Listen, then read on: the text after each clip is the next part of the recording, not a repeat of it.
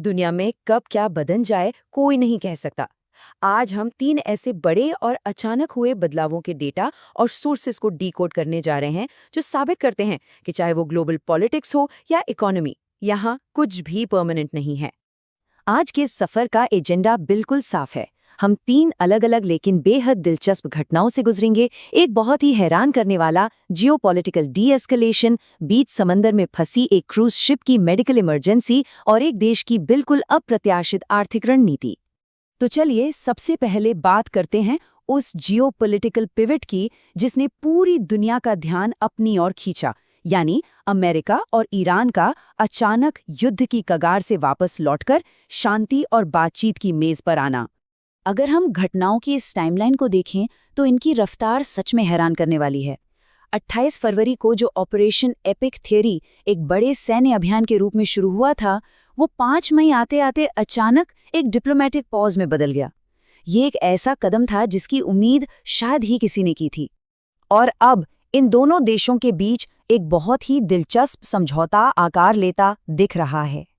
जहां एक तरफ ईरान की शुरुआत 5 साल की रोक के ऑफर से हुई थी और अमेरिका 20 साल के हॉल्ट पर अड़ा था, वहीं अब सोर्सेज के मुताबिक यूरेनियम एनरिचमेंट पर 12 से 15 साल के बीच का रास्ता निकाला जा रहा है। इस पूरी बातचीत का सबसे अहम हिस्सा एक 14 पॉइंट प्लान है जिस पर चर्चा चल रही है। इसमें मुख्य तौर पर अमेरिकी सैंक्शंस को हटाने के बदले में अचानक यूएन इंस्पेक्शंस को मंजूरी देने और समुद्री रास्तों को फिर से खोलने की बात कही गई है, जो ग्लोबल सप्लाई चेन के लिए बहुत बड़ी राहत है। असल में दांव पर क्या लगा है, इसे इन आंकड़ों से बहुत आसानी से समझा जा सकता है।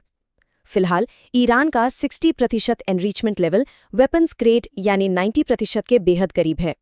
इस डील का सीधा सा मकसद इसे वापस 3.67% के सुरक्षित लेवल पर लाना और उस खतरनाक स्टॉकपाइल को देश से बाहर भेजना है।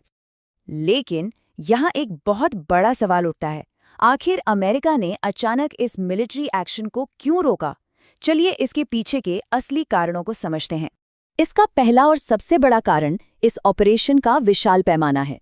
जरा सोचिए, महज 68 दिनों में 13,000 से ज्यादा टारगेट्स हिट किए गए और इसका अनुमानित खर्च $25 बिलियन से भी ऊपर जा चुका है।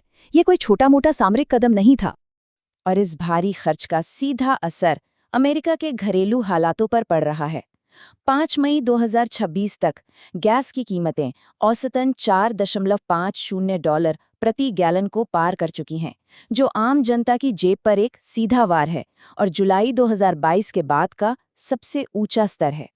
तो अगर हम इस बढ़ती महंगाई को 1 मई की वॉर पावर्स एक्ट की गुजरती डेडलाइन, आने वाले मिड टर्म चुनावों और चीन की आगामी राजनयिक यात्रा के साथ जोड़कर देखें तो तस्वीर बिल्कुल साफ हो जाती है। यही वो दबाव है जिसने इस अचानक हुए पॉलिसी शिफ्ट को ट्रिगर किया। चलिए अब ग्लोबल पॉलिटिक्स से थोड़ा अलग हटते हैं और अटलांटिक महासागर में चल रही एक बहुत ही गंभीर मानवीय संकट की तरफ चलते हैं। The vacation pivot MV Honduras lockdown.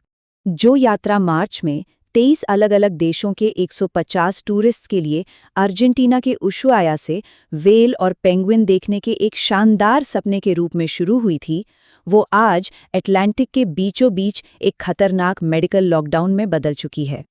और इस खौफनाक स्थिति का कारण है हंटा वायरस का एक बेहद दुर्लभ आउटब्रेक। आमतौर पर यह वायरस चूहों से फैलता है, लेकिन वर्ल्ड हेल्थ ऑर्गेनाइजेशन इस बात से बेहद चिंतित है कि एक बिल्कुल चूहे मुक्त जहाज पर यह इंसान से इंसान में कैसे फैल रहा है। ये वाकई बहुत ही असामान्य है। राहत की बात यह है कि अब एक अर्जेंट क्वारंटाइन और रेस्क्यू प्लान पर काम चल रहा है। अगले कुछ दिनों में जहाज को स्पेन के कैनरी आइलैंड्स ले जाया जाएगा, जहां मेडिकल स्क्रीनिंग होगी और फिर यात्रियों को सुरक्षित उनके देशों में वापस भेजने का काम शुरू किया जाएगा। लेकिन स्थिति की गंभीरता इस बात से समझी जा सकती है कि दुखद रूप से अब तक 3 लोगों की जान जा चुकी है और एक ब्रिटिश यात्री अभी भी जोहानसबर्ग के आईसीयू में जिंदगी और मौत से जूझ रहा है। समंदर के बीच आई ये इमरजेंसी सच में बहुत क्रिटिकल है।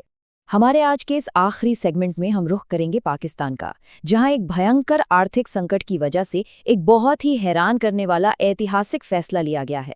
अगर हम फाइनेंशियल ईयर 2026 के इन आंकड़ों पर नजर डालें तो सरकार की कमाई और खर्च के बीच का ये विशाल अंतर साफ दिखाई देता है। हालत यह है कि सिर्फ कर्ज का ब्याज चुकाने में ही नेशनल बजट का एक बहुत बड़ा हिस्सा यानी 8,200 अरब रुपए खर्च हो रहे हैं। इस पूरे संकट का अंदाजा आप इस एक नंबर से लगा सकते हैं, 38,640 अरब रुपए का कुल राष्ट्रीय कर्ज। और इसी भारी भरकम बोझ ने सरकार को ऐसे अपरंपरागत कदम उठाने पर मजबूर कर दिया है जिनके बारे में कुछ साल पहले तक सोचना भी नामुमकिन था। और यहीं आता है ये दिलचस्प ऐतिहासिक विरोधाभास।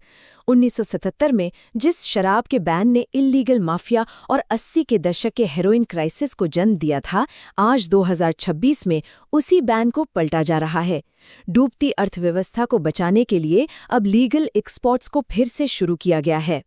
इसी का नतीजा है कि मूरी ब्रूअरी जैसी लोकल कंपनियां अचानक नए इंटरनेशनल मार्केट्स की तलाश में निकल पड़ी हैं। आधी सदी में पहली बार यूनाइटेड किंगडम, जापान, पुर्तगाल और थाईलैंड जैसे देशों में इन प्रोडक्ट्स को कानूनी तौर पर एक्सपोर्ट किया जा रहा है।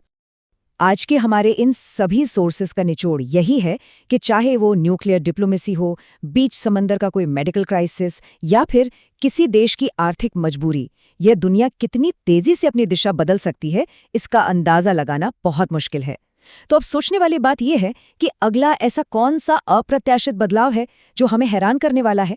हमारे साथ इस एनालिसिस में जुड़ने के लिए बहुत बहुत शुक्रिया।